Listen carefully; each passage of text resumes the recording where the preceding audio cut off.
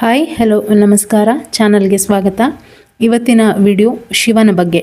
ನಾನು ಕಲಿತದ್ದು, ಓದಿದ್ದು ರುದ್ರ ಚಮಕಗಳ ಬಗ್ಗೆ ಇದ್ದ ಒಲವು, ಜಗತ್ಪಿತನ ಬಗ್ಗೆ ಇವತ್ತು ಮಾತಾಡೋಣ ಅಂತ ಒಂದು ವಿಡಿಯೋ ಮಾಡೋಣ ಅಂತ ಅನ್ನಿಸ್ತು. ವಿಡಿಯೋ ಕೊನೆ ತನಕ ನೋಡಿ. ಒಂದು ಶ್ಲೋಕದೊಂದಿಗೆ ಸ್ಟಾರ್ಟ್ ಮಾಡೋಣ.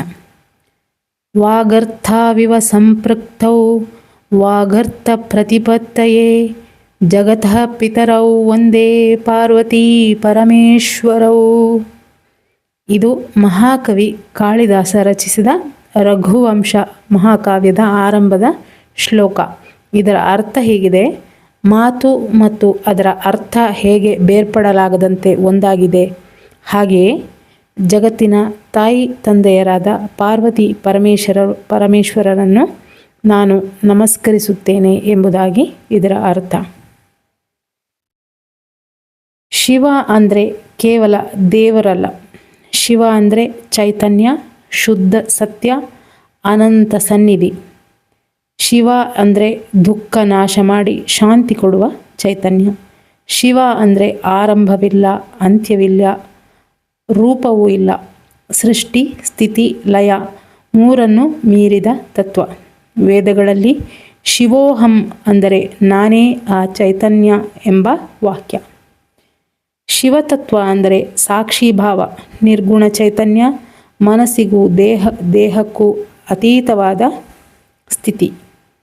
ಮನಸ್ಸು ಶಾಂತವಾದಾಗ, ಪ್ರಾಣ ಸಮತೋಲನವಾದಾಗ, ಅಹಂಕಾರ ಕರಗಿದಾಗ ಕಾಣುವ ಒಳಗಿನ ಮೌನ, ಅದೇ ಶಿವತತ್ವ.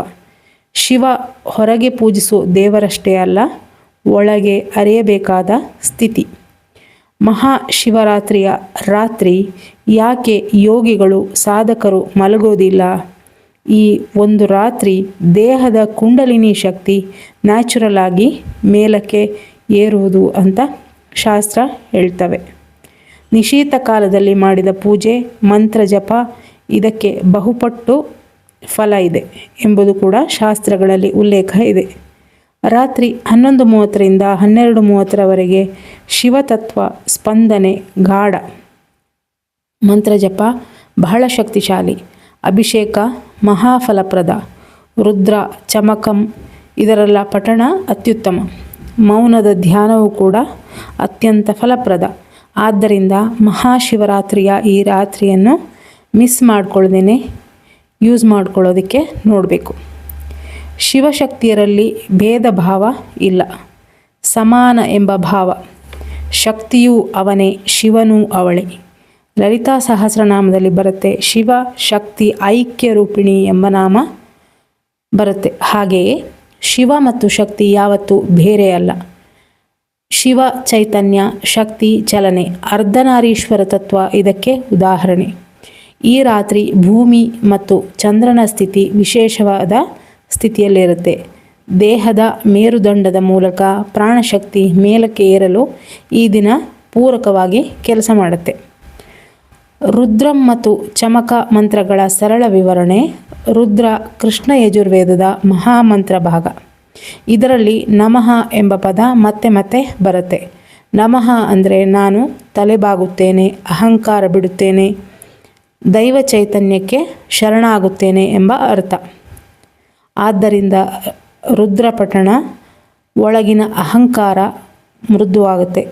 ಇದರ ಪಠಣೆ ಮಾಡುವುದರಿಂದ ಮನಸ್ಸು ಶಾಂತವಾಗುತ್ತೆ, ನಾಡಿ ಪ್ರಾಣಸ್ಪಂದನೆ ಸಮತೋಲನವಾಗುತ್ತೆ, ಒಳಗಿನ ರುದ್ರಶಕ್ತಿ ಶುದ್ಧಗೊಳ್ಳುತ್ತೆ. ಚಮಕಗಳಲ್ಲಿ ಚಮೆ ಚಮೆ ಎಂಬ ಪದ ಬರುತ್ತೆ. ಇದು ವಸ್ತು ಸಂಪತ್ತು ಬೇಡಿಕೆ ಅಲ್ಲ, ಇದು ಆಂತರಿಕ ದೈವಗುಣಗಳ ಬೇಡಿಕೆ. ಬುದ್ಧಿ, ಓಜಸ್ಸು, ತೇಜಸ್ಸು, ಧೈರ್ಯ, ಆತ್ಮಬಲ ಇದುವೇ ರುದ್ರಂ ಮತ್ತು ಚಮಕಗಳ ಸರಳ ರಹಸ್ಯ. ಶಿವರಾತ್ರಿ ಅಂದರೆ ಅಜ್ಞಾನದ ಕತ್ತಲಿಂದ ಚೈತನ್ಯದ ಬೆಳಕಿಗೆ ಹೋಗುವ ರಾತ್ರಿ. ಇದು ಕೇವಲ ಹಬ್ಬವಲ್ಲ, ಒಳಗಿನ ಜಾಗೃತಿಯ ರಾತ್ರಿ. ಮನಸ್ಸು ನಿಶ್ಚಲ, ಪ್ರಾಣ ಶಾಂತ, ಜಪ ತುಂಬ ಶಕ್ತಿಶಾಲಿ, ಧ್ಯಾನ ಆಳವಾಗುವುದು. ಮಹಾಶಿವರಾತ್ರಿ ದಿನ ಬೆಳಿಗ್ಗೆ ಬೇಗ ಎದ್ದು ನಿತ್ಯ ಅನುಷ್ಠಾನಗಳನ್ನು ಮುಗಿಸಿ ಶಿವಲಿಂಗವಿದ್ದಲ್ಲಿ ಶಿವಲಿಂಗದ ಅಭಿಷೇಕ ಬಹಳ ಮಹತ್ವದ್ದು. ನೀರು, ಹಾಲು, ಮೊಸರು, ಜೇನುತುಪ್ಪ, ತುಪ್ಪ, ಸಕ್ಕರೆ, ಪಂಚಾಮೃತ ಅಭಿಷೇಕ ಮಾಡುವುದು ತುಂಬ ಒಳ್ಳೆಯದು. ಆಮೇಲೆ ಬಿಳಿ ಹೂವು, ತುಂಬೆ ಹೂವು, ಬಿಲ್ವ ದಳದ ಅರ್ಪಣೆ ಮಾಡಿದರೆ ತುಂಬ ಫಲಪ್ರದ. ಓಂ ನಮಃ ಶಿವಾಯ, ಮಹಾಮೃತ್ಯುಂಜಯ ಮಂತ್ರ, ರುದ್ರಗಾಯತ್ರಿ ಮಂತ್ರ, ಈ ಮಂತ್ರಗಳನ್ನು ಹೇಳ್ಕೊಳ್ಬೋದು. ಇವಿಷ್ಟೇ ಮಂತ್ರವಲ್ಲ, ಯಾವ ಮಂತ್ರವನ್ನಾದರೂ ಜಪಿಸ್ಬೋದು. ಲಲಿತಾ ಸಹಸ್ರನಾಮ, ತಾಯಿಯ ಇನ್ಯಾವುದಾದ್ರೂ ಮಂತ್ರವನ್ನಾದರೂ ಮಾಡಬಹುದು. ಯಾಕೆಂದರೆ ಶಿವ ಮತ್ತು ಶಕ್ತಿ ಬೇರೆ ಬೇರೆ ಅಲ್ಲ. ಹಾಗಾಗಿ ನಿಮಗಿಷ್ಟವಾದ ತಾಯಿಯ ಮಂತ್ರವನ್ನು ಜಪಿಸ್ಬೋದು. ಧ್ಯಾನವು ಕೂಡ ಉತ್ತಮ ಫಲ ಕೊಡುತ್ತೆ. ಬೆನ್ನು ನೇರವಾಗಿ ಇಟ್ಕೊಂಡು ಉಸಿರಾಟದ ಮೇಲೆ ಗಮನ ತಂದು, ಥರ್ಡ್ ಐ ಪಾಯಿಂಟ್ ಮೇಲೆ ಗಮನ ತಂದು ಶಿವನ ಪಂಚಾಕ್ಷರಿ ಅಥವಾ ನಿಮಗಿಷ್ಟವಾದ ಯಾವುದೇ ಮಂತ್ರವನ್ನು ಜಪಿಸ್ಬೋದು. ಇನ್ನು ಉಪವಾಸ ಅಂದರೆ ದೇವರ ಸಮೀಪ ವಾಸ ಅನ್ನುವ ಅರ್ಥ.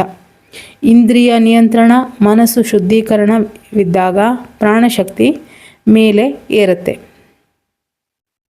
ಇನ್ನು ಶಿವನ ಸರಳತೆ ಬಗ್ಗೆ ಮಾತಾಡೋದಾದರೆ, ಶಿವ ಭಸ್ಮಧಾರಿ, ಸರಳ ಜೀವನ, ಉನ್ನತ ಚಿಂತನೆ, ಅಹಂಕಾರ ಬಿಡು, ಮೌನವನ್ನು ಅನುಭವಿಸಿ ಒಳಗಿನ ಶಿವನನ್ನು ಅರಿತುಕೋ ಎನ್ನುವ ತತ್ವ ಆತನದ್ದು. ಕೇವಲ ನೀರಿನ ಅಭಿಷೇಕದಿಂದನೇ ಆತ ಪ್ರಸನ್ನನಾಗಬಲ್ಲ. ಬಂಗಾರ ಇಲ್ಲ, ಭಸ್ಮಧಾರಿ ಆತ.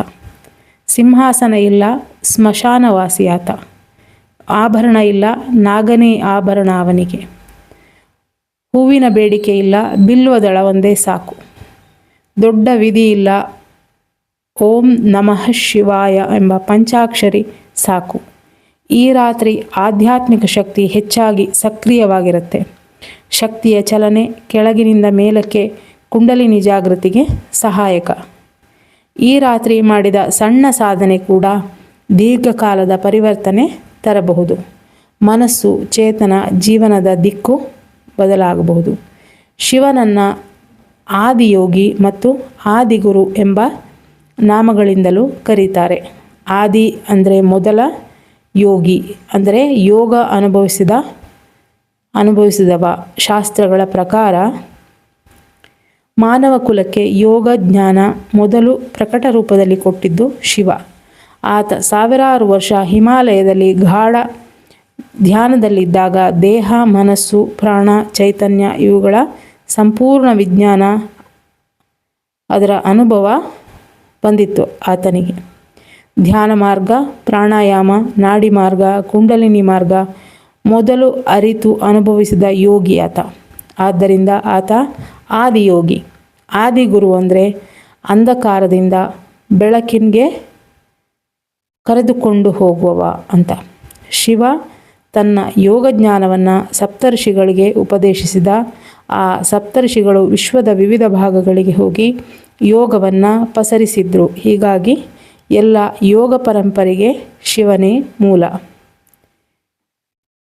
ಇನ್ನು ತಂತ್ರದ ವಿಚಾರ ಬಂದಾಗ ತಂತ್ರಕ್ಕೂ ಆತನೇ ಮೂಲ. ಯೋಗವನ್ನು ಮೊದಲು ಅನುಭವಿಸಿ ಮೊದಲು ಉಪದೇಶಿಸಿದ ಚೈತನ್ಯ ರೂಪ ಆತ.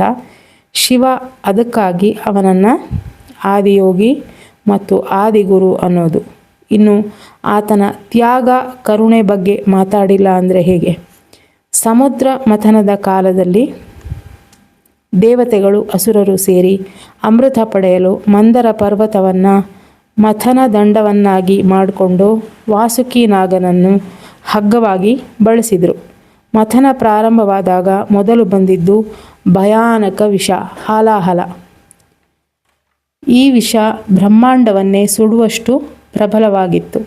ದೇವತೆಗಳು, ಅಸುರರು ಭಯಗೊಂಡು ಎಲ್ಲರೂ ಶಿವನ ಬಳಿ ಶರಣಾದಾಗ ಲೋಕರಕ್ಷಣೆಗಾಗಿ ಶಿವನು ಆ ವಿಷವನ್ನು ಕೈಯಲ್ಲಿ ತೆಗೆದುಕೊಂಡು ಕುಡಿದನಂತೆ. ಆದರೆ ಒಳಗೆ ನುಂಗದಂತೆ ತಾಯಿ ತಡೆದಳು ಎಂಬ ಉಲ್ಲೇಖ ಬರುತ್ತೆ. ಆದ್ದರಿಂದ ಆತ ನೀಲಕಂಠ. ವಿಷ ದೇಹಕ್ಕೆ ಇಳಿಯಬಾರದು ಅಂತ ಪಾರ್ವತಿ ಶಿವನ ಕಂಠವನ್ನು ಒತ್ತಿ ಹಿಡಿದಳಂತೆ. ಇದು ಶಿವಶಕ್ತಿ ಸಹಕಾರದ ಸಂಕೇತ.